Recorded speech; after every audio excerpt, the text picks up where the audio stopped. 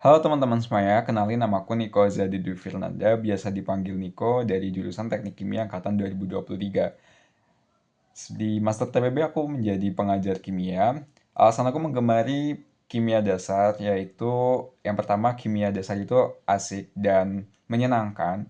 Aplikasi dari konsep-konsep kimia dasar yang kita pelajari itu bisa dikaitkan dengan peristiwa-peristiwa yang terjadi dalam kehidupan nyata, seperti itu. Nah, karena kita bisa mengaitkan konsep-konsep yang kita pelajari dengan peristiwa-peristiwa di kehidupan nyata, belajar kimia dasar itu menjadi hal yang tidak membosankan, seperti itu. Yang kedua, alasan mengapa aku menyukai kimia dasar yaitu karena keterkaitan kimia dasar dengan jurusan yang aku ambil sekarang yaitu teknik kimia. Di teknik kimia, meskipun kita tidak mempelajari dalam terkait kimia tersebut, tetapi kami masih menggunakan konsep-konsep kimia dasar seperti termokimia, kinetika laju reaksi kimia, dan elektrokimia selama menempuh pendidikan atau selama menempuh perkuliahan di teknik kimia. Nah, sejak kapan sih aku suka dengan mata kuliah kimia dasar, yaitu sejak semester 1 TPB. Karena waktu itu aku sempat memperoleh nilai UTS kimia dasar 1A tertinggi di kelas. Nah, dari situ aku mulai memiliki ketertarikan yang lebih besar terhadap kimia dasar. Nah, apa sih hal yang menarik dari kimia dasar? Hal yang menarik dari kimia dasar yaitu yang pertama, konsepnya itu saling berkaitan antara satu topik dengan topik yang lainnya.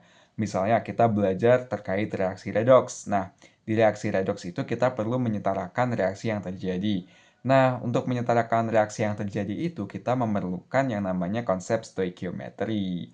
Nah, hal yang menarik yang kedua yaitu kimia dasar apabila kita aplikasikan di lab atau ya saat praktikum, itu kita bisa melihat berbagai fenomena-fenomena perubahan kimia yang uh, cukup menarik dan membuat kita juga menjadi takjub ya. Misalnya saat proses titrasi, kita melihat adanya perubahan warna dari larutan titrat yang sedang kita ukur nilai pH-nya dari yang awalnya tidak berwarna menjadi berwarna. Misalnya dari awalnya tidak berwarna menjadi merah muda gitu. Nah, uh, terus selain itu saat kita melakukan praktikum perubahan terkait reaksi redoks. Nah, di situ kita bisa melihat adanya perubahan warna dari unsur-unsur yang terlibat dalam reaksi akibat adanya perubahan bilangan oksidasi. Nah, banyak sekali konsep-konsep kimia dasar yang bisa kita temukan dalam kehidupan sehari-hari, seperti konsep termokimia.